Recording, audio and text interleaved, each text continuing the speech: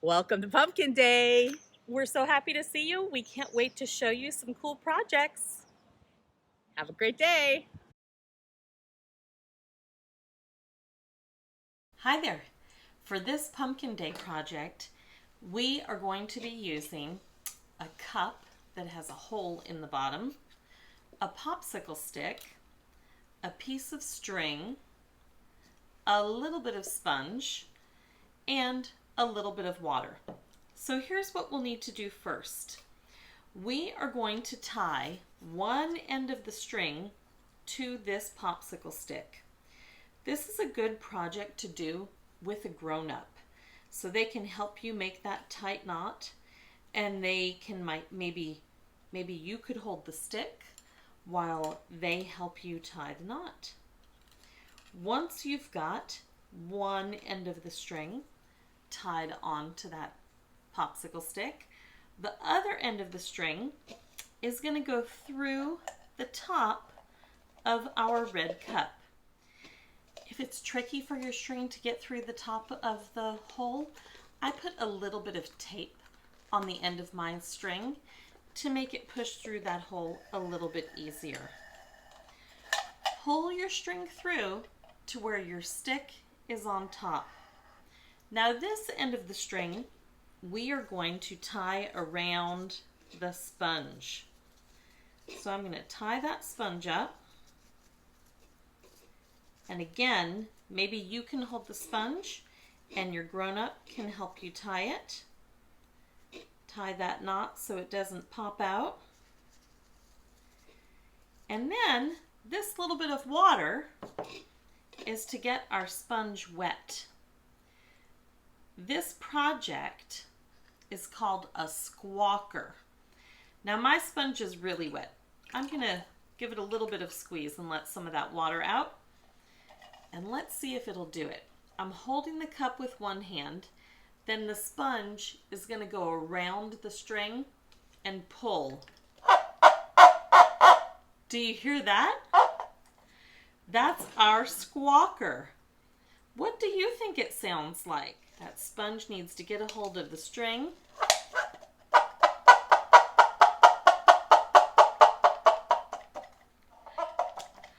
Does it sound like a cow? Let's see.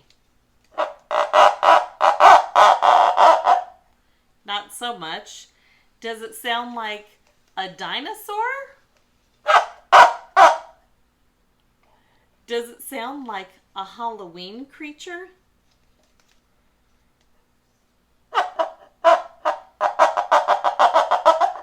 I guess it could sound a little bit like a creaky door. You know what I think it sounds the most like? Is Miss Sarah's chicken, Betsy.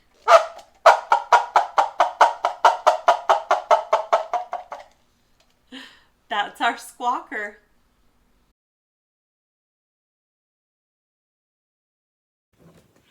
Once upon a time, a very small witch was walking in the woods.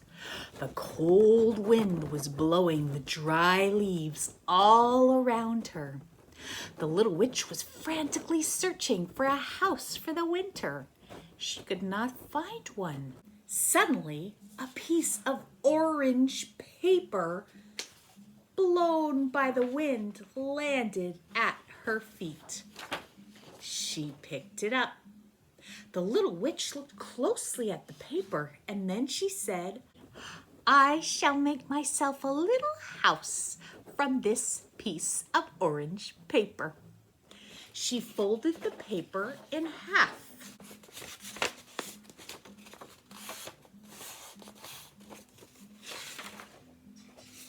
Then she took her scissors. She always carried a pair in her pocket. And she cut off the two corners to make a roof.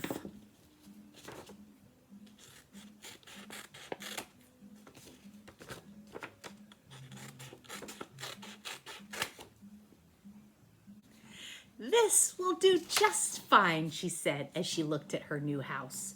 "But I will need a door." With her scissors, she cut a door.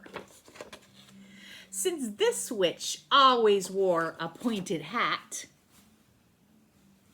she cut a special door.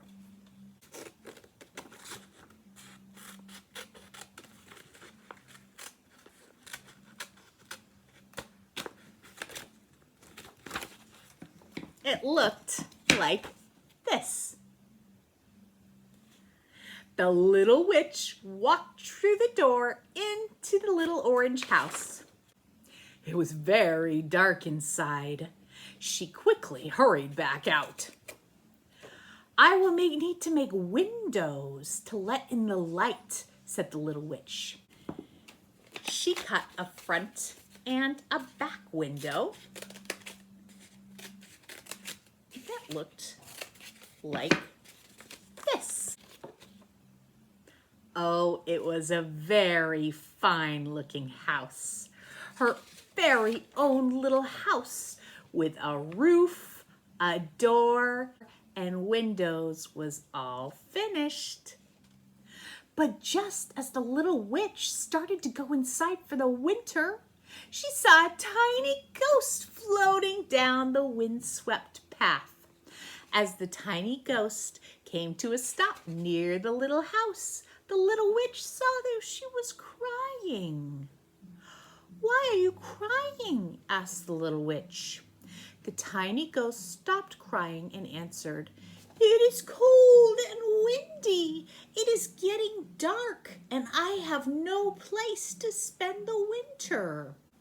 You may spend the winter with me in my new house, said the kind little witch. Oh, thank you, the happy tiny ghost said as she peeked in through the window. This is a very nice house.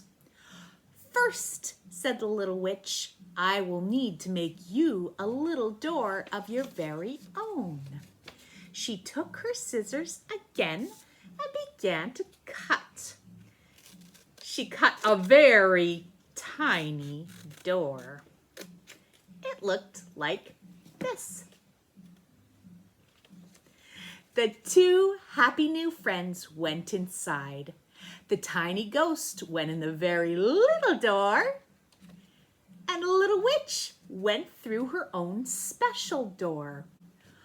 All winter long, they lived happily together inside the little orange house. Should we look at our orange house? Open the door and surprise! What does that look like? It reminds me of a jack-o'-lantern. Thanks for listening to the story.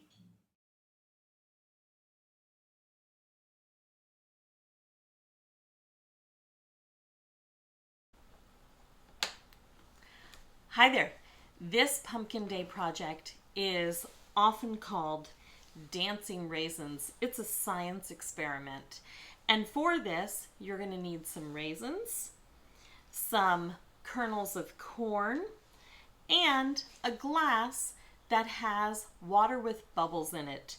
So it could be a clear soda like a Sprite, or it could be club soda, or you could use baking soda and vinegar mixed together in some water. Here's what we'll do. I am going to gently drop a few of my kernels of corn into my glass of bubble water. And they go down to the bottom. And I'm noticing when I put them in, my kernels of corn are mostly smooth. Then I'm going to get a few of my raisins. My raisins are wrinkly. They feel a little bit lighter than my kernels of corn. Oh my goodness, do you see what's happening? My kernels of corn are popping up to the top of the glass. My corn, oh, and here comes a raisin. They went down to the bottom. The bubbles from the water stuck onto them, kind of like balloons like if you know, in the movie Up, all those helium balloons on the house and made the house float away. These bubbles in the water are kind of like that. The bubbles attach to the raisin and the smooth kernels of corn and make them float up to the top of the glass. But I'm noticing once they're up at the top, those bubbles are popping. I wonder what will happen when the bubbles on the raisins pop. I wonder what will happen when the bubbles on the corn kernels pop. I still have some raisins at the bottom of my glass.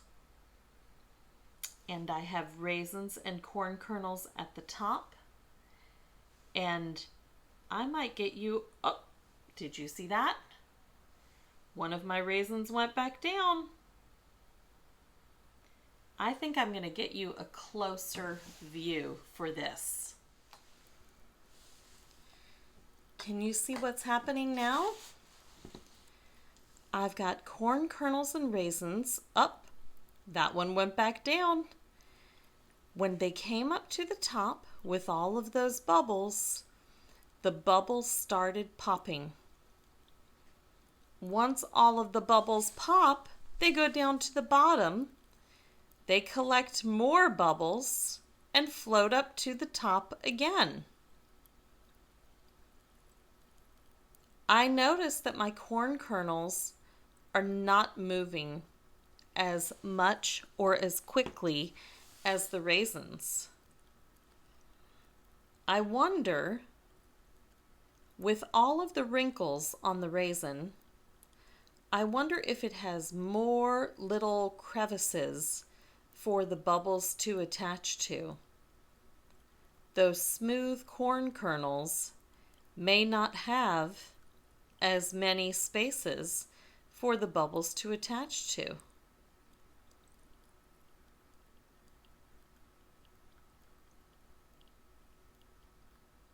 I think I see another raisin about to pop up. Oh, that one went down again.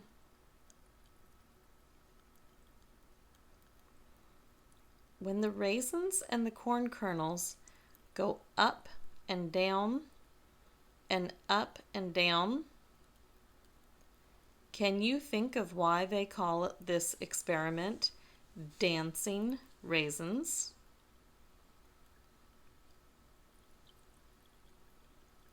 Can you see them moving a little bit on the bottom of the glass? It looks like the raisins have big bubbles on them, and the corn kernels have little bubbles on them.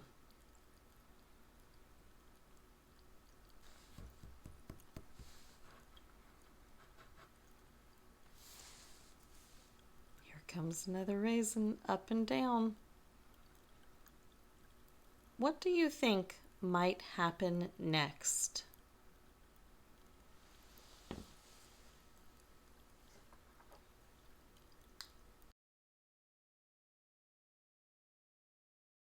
It's Miss Sarah's favorite month.